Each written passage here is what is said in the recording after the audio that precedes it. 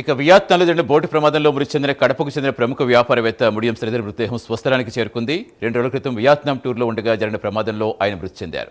దౌత్య చట్టపర ప్రక్రియలు పూర్తయ్యాక మృతదేహం భారత్కు తరలించి ప్రత్యేక ఏర్పాట్లతో కడపకు తీసుకొచ్చారు. శ్రీధర్ మృతితో కుటుంబ సభ్యులు, బంధువులు, స్నేహితుల్లో తీవ్ర విషాదం నెలకొంది.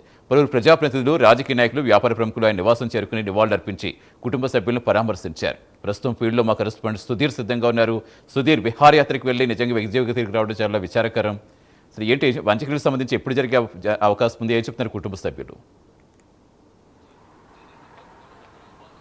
రైట్ సతీష్, ముఖ్యంగా చూసుకుంటే కనుక ఏదైతే వియత్నాం పర్యాటక ప్రదేశంలో దాదాపుగా గత 3 రోజుల కిందట కూడా ఏదైతే ఆ వియత్నాం పర్యాటక ప్రదేశంలో దాదాపుగా బోటుకు సంబంధించినటువంటి ఏదైతే పడవ ప్రమాదం జరిగిందో ఆ పడవ ప్రమాదానికి సంబంధించి దాదాపుగా తెలుగు రాష్ట్రాలకు సంబంధించినటువంటి దాదాపుగా వ్యక్తులే ఉన్నారని చెప్పుకోవచ్చు. అయితే ఈ నేపథ్యంలోనే దాదాపుగా కడప నగరానికి చెందినటువంటి ప్రముఖ వ్యాపారి అలాగే ముడియం శ్రీధర్ కూడా ఏదైతే ఈ నెల 8వ తేదీన కూడా ఏదైతే ఆ లావా కంపెనీకి సంబంధించినటువంటి ఒక మొబైల్ కంపెనీకి సంబంధించినటువంటి ఏదైతే మీటింగ్ ఉందో ఆ మీటింగ్ సంబంధించినటువంటి దాదాపుగా ఏదైతే ఏపీ వ్యాప్తంగా ఉన్నటువంటి డీలర్లు ఎవరు ఉన్నారో వాళ్ళందరూ కూడా ఏదైతే వియత్నాం పర్యాటక ప్రదేశానికి కూడా వెళ్ళడం జరిగింది. ఈ నేపథ్యంలో కూడా ఏదైతే 3 రోజుల క్రితం కూడా దాదాపుగా వాళ్ళందరూ కూడా 32 మందితో కలిసినటువంటి బోటు ప్రయాణం కూడా చేయడం జరిగింది. ఈ బోటు ప్రయాణం చేసిన నేపథ్యంలో కూడా ఒక్కసారిగా సముద్రంలో అలల తాకిడి ఎక్కువ రావడంతో కూడా అక్కడ బోటు ఒక్కసారిగా తిరగబడిన పరిస్థితి నెలకొందని చెప్పుకోవచ్చు. అయితే ఈ ఘటనలో దాదాపుగా 15 మంది చనిపోవడం జరిగింది. ఆ 15 మందిలో కూడా కడప నగరానికి సంబంధించినటువంటి ముడియం శ్రీధర్ కూడా ఉన్నారని చెప్పుకోవచ్చు. అయితే మృతి చెందిన ముడియం శ్రీధర్కి సంబంధించినటువంటి ఏదైతే మృతదేహం ఉందో దాన్ని పూర్తిస్థాయిలో కూడా ఏపీకి రప్పించేందుకు అటు రాష్ట్ర ప్రభుత్వం సంబంధించినటువంటి లోకేష్ కావచ్చు, మరోపక్క చంద్రబాబు నాయుడు వీళ్ళందరూ కూడా పూర్తిస్థాయిలో పెద్ద ఎత్తున కూడా ప్రయత్నాలు చేస్తారని చెప్పుకోవచ్చు.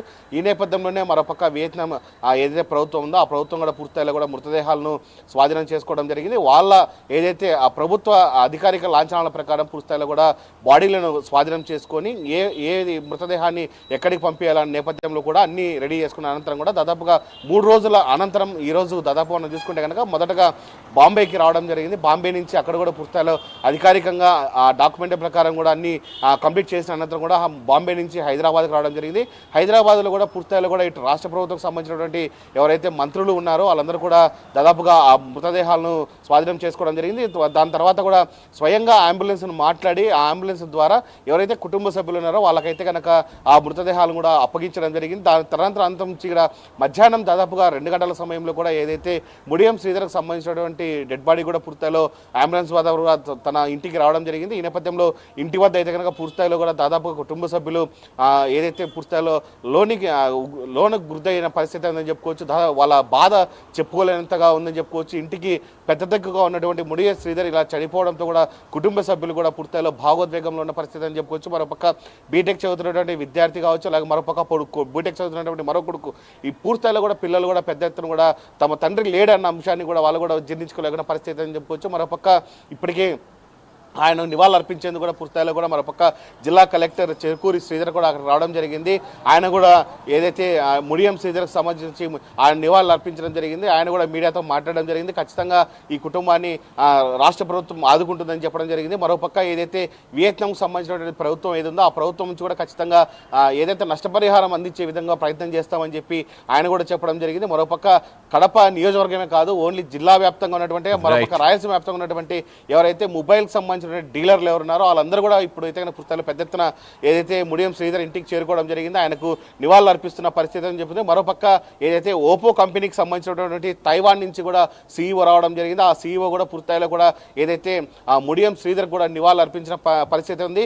ముఖ్యంగా పలు దేశాల నుంచి కూడా పూర్తిస్థాయిలో ఏదైతే మొబైల్ కంపెనీకి సంబంధించి సీఈఓలు కావచ్చు, ఎండీలు కావచ్చు ఉన్నారో వాళ్ళందరూ కూడా పూర్తిస్థాయిలో కడప నగరానికి చేరుకొని ముడియం శ్రీధర్కి అయితే నివాళులు అర్పిస్తున్న పరిస్థితి. మరోపక్క కడప ఎమ్మెల్యే కావచ్చు, మరోపక్క వీళ్ళందరూ కూడా ముడియం శ్రీధర్కి నివాళులు అర్పించిన పరిస్థితి ఉంది. ఖచ్చితంగా జిల్లా కలెక్టర్ కూడా ఈ కుటుంబాన్ని ఆదుకుంటామని చెప్పి ఆయన కూడా చెప్పడం జరిగింది. ఏదేమైనా చూసుకుంటే కనుక ఎట్టకేలకు ముడియం శ్రీధర్కి సంబంధించినటువంటి భౌతిక కాయం అయితే కడపకు చేరుకుంది. కుటుంబ సభ్యులు కూడా మరి కొన్ని నిమిషాల్లో కూడా ఖచ్చితంగా ఆయన భౌతిక కాయం అయితే పుస్తకాలు అంత్యక్రియలు కూడా చేసే ప్రక్రియ మొదలు పెట్టారని మనం చెప్పుకోవచ్చు. సతీష్.